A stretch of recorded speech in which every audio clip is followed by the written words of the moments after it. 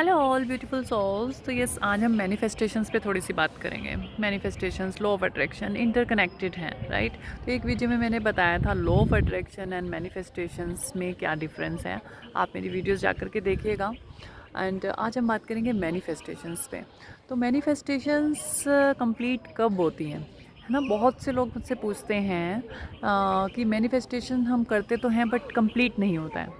तो एक जो बहुत सीक्रेट बात है ना मैनिफेस्टेशंस की, वो ये है कि मैनिफेस्टेशंस लोग करते तो हैं, स्टार्ट भी करते हैं, ठीक है, आप मैं हम सब करते हैं, राइट। बट मैंने अपनी जो जर्नी में सीखा है, समझा है, तो मैनिफेस्टेशन तब कंप्लीट नहीं होती जब आप कोई टेक्निक करते हैं या फिर कोई प्रोसेस फॉलो करते हैं या फिर अपनी जान निकाल लगा देते हैं इमेजिन करने में, समझने में कि ये मुझे चाहिए, ये चाहिए, राइट। बट मैनिफेस्टेशंस के ना कुछ स्टेप्स होते हैं, और सबसे इम्पोर्टेंट स्टेप जो है ना, लास्ट में बताऊंगी मैं आपको। तो सबसे पहला जो स्टेप है ना, वो क्लैरिटी, ठीक है। पहले की वीडियो में भी मैंने बताया है, बट मुझे लगा कि ये वीडियो थोड़ा सा मुझे दोबारा बनाना चाहिए, राइट। क्योंकि मैक्सिमम लोगों के पास क्लैरिटी ही नहीं है। क्लैरिटी इन द सेंस कि यस, अब आपने बोला मुझे जॉब मैनिफेस्ट करनी है, राइट। तो अब यूनिवर्स को बोलेंगे जॉब, बट जॉब के नाम पे यहाँ पर मल्टीपल चीज़ें हैं। किस फील्ड में आपको जॉब चाहिए, राइट, ये आपको बताना होगा। मीन्स अगर आपने मान लीजिए आपने इंजीनियरिंग की है और आपने मांगा कि मुझे जॉब चाहिए, अगर तो आपको अब कोई मार्केटिंग की जॉब ला करके दे देगा तो आप कंफर्टेबल नहीं है ना उसमें। तो मीन्स आपको क्लैरिटी तो देनी पड़ेगी कि व्हाट यू वांट। और एक दूसरा एग्जांपल ये है कि आप मार्केट में जा रहे हैं, राइट। अब आपको लेनी है जैकेट।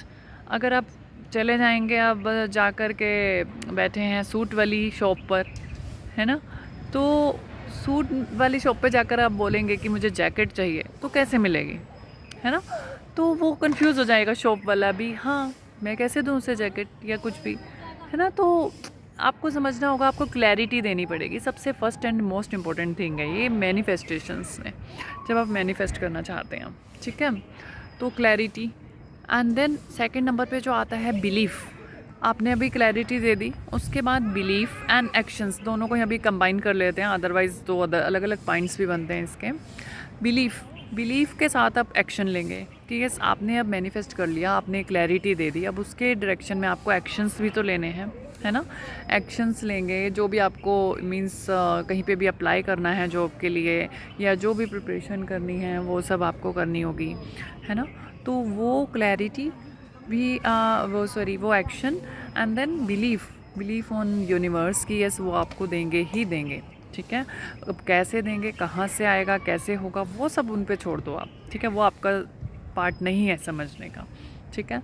तो वो सब एक्शन लीजिए उनके पर और बिलीव कीजिए यूनिवर्स पर। ये हमारा सेकंड पॉइंट हो गया। अब हम आते हैं third and the most important part जो मैनिफेस्टेशंस में होता है, वो है let go. Yes, let go, या फिर जिसके बोल सकते हैं डी अटैचमेंट। मीन्स जो अगर आपको चाहिए, जो आपकी विश है, उससे आपको डी अटैच होना है। मीन्स डेस्परेट नहीं होना है कि मुझे जॉब चाहिए ही चाहिए वाला, राइट। तो कुछ वीडियो में मैंने बोला होगा जिद्दी होना है, हाँ जिद्दी भी होना है, बट उसका भी एक सेंस है जिद्दी होने का, मीन्स बिलीफ के साथ। तो अभी लेट गो कैसे करना है, डी अटैचमेंट फेज़ में आपको आना पड़ेगा। मोस्ट इम्पॉर्टेंट स्टेप है, और यही स्टेप पर बहुत से लोग गड़बड़ भी करते हैं। फर्स्ट स्टेप भी, सारे स्टेप ही बहुत इंपॉर्टेंट हैं, राइट। बट एक चीज़ बोलूँगी, अगर आपने दो स्टेप जो मैंने बताए पहले वाले, clarity and belief and action, वो अगर आपने कर लिया और एट द एंड लेट गोस वाला स्टेप आप नहीं कर पाए, राइट, तो फिर से आपकी मैनिफेस्टेशंस कहीं ना कहीं ब्लॉक हो सकती हैं। तो इसीलिए आपको डी अटैचमेंट फेज़ में आना बहुत ज़रूरी है, राइट। तो ये तीनों स्टेप जब तक कंप्लीट नहीं होंगे, आपकी मैनिफेस्टेशंस आपके पास नहीं आएंगे। और जैसे ही ये स्टेप आपने कंप्लीट कर लिए, आप अपनी विश से डी अटैच हो गए, मीन्स आपने प्रॉपर क्लैरिटी दे दी, एंड देन एक्शंस भी ले लिया, बिलीव भी कर रहे हैं, एंड देन उसके बाद आप फ्री हो गए, राइट, डी अटैच हो गए उससे कि यस, अगर मिलेगी तो ठीक है, नहीं मिलेगी तो ठीक है, otherwise I am doing my work. जो भी आपको अदर चीज़ें करनी है, मेहनत करनी है, वो सब कीजिए, और उतने टाइम के लिए अपने आप को सरेंडर कर दीजिए उन पर, ठीक है।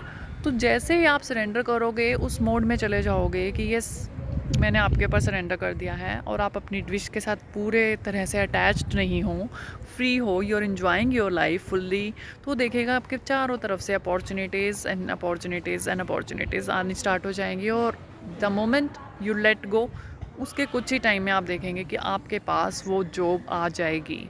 एग्जैक्टली ये सबसे बहुत इंपॉर्टेंट पार्ट है लेट गो के ऊपर। इफ़ यू वांट तो मैं एक अलग से वीडियो बना दूंगी, क्योंकि इसमें समझाने लगे तो बहुत बड़ा वीडियो हो जाएगा। नए वीडियो में हम इस पर बात कर सकते हैं if you want the clarity.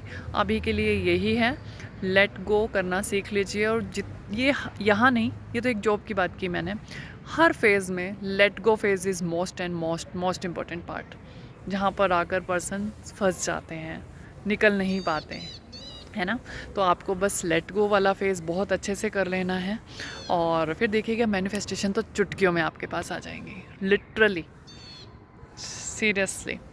Thank you so much, all the best. और मैनिफेस्टेशंस के लिए क्या बोलूँ, lots and lots of blessings to you. Bye, take care.